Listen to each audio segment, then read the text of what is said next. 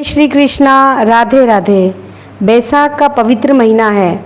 इस महीने में हम बड़ पीपल को सींचते समय सुनी जाने वाली कहानी आज सुनेंगे। एक बार एक सास बहू थी और बहू के कोई पुत्र नहीं था। सास के एक लड़की थी। सास की उम्र हो चुकी थी, वो बुजुर्ग रहने लगी और बीमार भी उसी रहने लगी।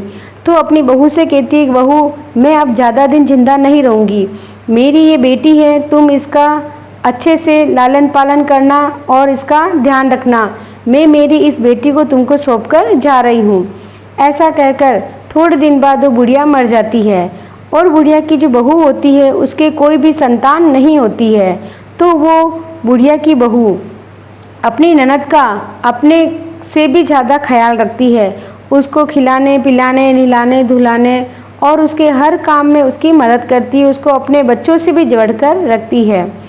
एक बार का समय था जब बैसाख का महीना आया तो बहू ने बैसाख का व्रत रखा और रोज़ सवेरे सवेरे पीपल, बड़ और आंकड़ा, तुलसी की पूजन करने जाती थी और हमेशा पीपल पर जल चढ़ाती। उस समय वो कहती, हे पीपल माता, मुझे एक पुत्र देना।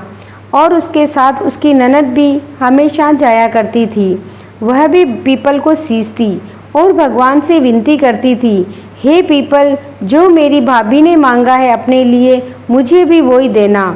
लेकिन उसको पता नहीं था कि भाभी पुत्र की कामना कर रही है, तो वो हमेशा भगवान से यही कहती कि मुझे भी जो मेरी भाभी मांग रही है वो मुझे देना। ऐसा करते करते पूरा बैसाख मास निकलने आया। भगवान की कृपा हुई, भगवान ने जो मांगा श्री हरि ने वो उनको देने लगे। तो उनकी अगले ही टाइम 9 महीने पूरे हुए और उसकी जो भाभी थी वो गर्भवती हो गई। और जो ननद थी, ननद के हाथ में एक बड़ा सा फूला हुआ छाला हो गया। तो भाभी के 9वें महीने में कंवर हुआ और जो ननद थी, ननद के हाथ में जो छाला हो गया उस छाले से एक कंवर निकला। दोनों को पुत्र हुआ। इस प्रकार से जो गांव में बात बनने लगी कि भाई, वो बोली कि भाई तुम्हारे पुत्र हो गया, लेकिन कैसे हुआ ननद भाई? तो उन्होंने बोला, भाभी जो आप बड़ पीपल सींचती थी तो आप जो भगवान से मांगती थी, मुझे तो मांगना नहीं आता था। मैं भगवान को कहती थी कि जो मेरी भाभी मांग रही है वो मुझे भी देना। इस प्रकार से भगवान ने आपको पुत्र दिया है तो मुझे भी दिया है, लेकिन मैं तो शादीशुदा नहीं हूँ, अब मैं किसका क्या करूँ? तो भाभी भी उसको समझाती है, अब ये भगवान का आशीर्वाद है, इसको हमको स्वीकार करना होगा। मैं कोई मुझसे पूछेगा तो मैं कह दूँगी कि मेरे जुड़वा बच्चे हुए थे, तुम इसकी चिंता मत करो। एक दिन का समय था, यहाँ तक कि उसकी भाभी ने अपने पति को भी नहीं बताया, ना लड़की के भाई को भी ये बात की पता ना चलने दिया। एक बार का समय था कि जब भाभी पानी लेने के लिए बाहर गई थी और दोनों बच्चे घर में सो रहे थे। ननद उनको देख रही थी। देखते देखते वो भाभी के लड़के को खिला रही थी और इतनी देर में उसका बच्चा वो ज़ोर ज़ोर से रोने लगा, सोया हुआ था। तो उस ननद ने भाभी के बच्चे को छोड़कर अपने बच्चे को पास लिया और बोलने लगी, बिना बाप के पैदा हुआ है, इतना क्यों रो रहा है? बिना बाप के पैदा हुआ है, इतना क्यों रो रहा है? जैसे ही वो ऐसे 2 बार बोलती है और उधर से उसका भाई आ जाता है, वो सब सुन लेता है और बोलता है, बात क्या है, मुझे बताओ क्या बात है? वो कुछ नहीं बोल पाती है। उधर से उसकी भाभी भी आ जाती है। वो भाभी अपने भाई को, उनके पति को समझाती है, देखो बात ऐसी है कि मैं जब बैसाख का महीना था, मैं पीपल सींचती थी, तो मैं पीपल भगवान से मैं हमेशा प्रार्थना करती थी कि मुझे पुत्र देना। और ये अब मेरी जो ननद है ये भी हमेशा यही कहती, जो भाभी मांगे वो मुझे देना। मुझे पुत्र हुआ और पीपल देवता की कृपा से इसको भी पुत्र हुआ।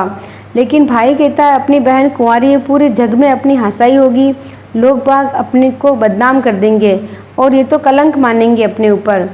तो भाई सोचता है, अब मैं क्या करूं इसका? तो उसके दिमाग में एक विचार आता है। वो बोला, क्यों ना मैं इस लड़के को वापस पीपल के पेड़ में ही छोड़ आऊँ। तो वो भाई उस लड़के को लेकर चला जाता है और लेकिन गांव में किसी को भी नहीं बताता है कि ये लड़का किसका है। वो पीपल के पेड़ के पास जाता है और पीपल देव से कहता है, ओ पीपल देव, ये जो मेरी बहन को जो भांजा हुआ है वो हमें अभी नहीं चाहिए, ये हमारे कलंक का कारण बन सकता है। कृपया आप अपने द्वारा दिए हुए प्रसाद को वापस ले लीजिए। पीपल देव उसी समय से पीपल का चबूतरा होता है, पूरा पेड़ फटता है और गुफा हो जाती है उसमें, और वो लड़का उसके अंदर समा जाता है और पीपल वापस केवल चबूतरे में एक दीवार रहती है, बाकी पूरा का पूरा पेड़ वापस बन जाता है। वो लड़का घर पे आ जाता है।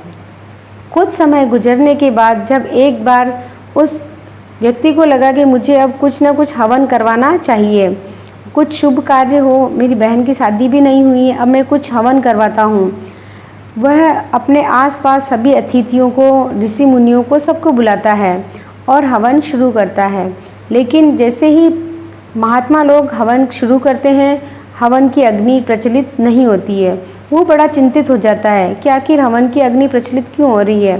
काफ़ी ऋषि मुनि वहाँ आए थे, पंडित, बड़े बड़े संत महात्मा सब कोशिश करते हैं, लेकिन वो हवन की चालू ही नहीं हो रहा था, आग नहीं लग रहा था उसके अंदर। तो फिर एक बार सब जनों ने कहा, कोई ना कोई तुम्हारे ऐसी देवी देवता, कोई व्यक्ति जिसको तुम भूल रहे हो, याद करो। बोला, मेरे जितने भी रिश्तेदार थे जिनको बुलाना था मैंने सबको बुला लिया, कोई भी पीछे नहीं रहा। फिर वो कहता है कि अब तो हवन चल जाना चाहिए। काफ़ी प्रयास करने के बावजूद भी हवन नहीं चला, वो थक गए। फिर दूर गाँव एक बहुत बड़े संत महात्मा रहते थे जो भविष्य देखकर बताते थे। उन महात्मा को बुलाते हैं। वो महात्मा के पास बैठता है कि मेरा हवन चलना चाहिए, लेकिन महात्मा भी हवन चलाते हैं, वो नहीं चलता है। तो बोलता है, तू ज़रूर कुछ ना कुछ गड़बड़ की है, एक बार सच्चे मन से याद कर, तू किसको भूल रहा है तेरे रिश्तेदारों में। उसने बोला, मैंने किसी को नहीं भूला, मैं मेरे सभी रिश्तेदारों को मैंने आमंत्रित किया है।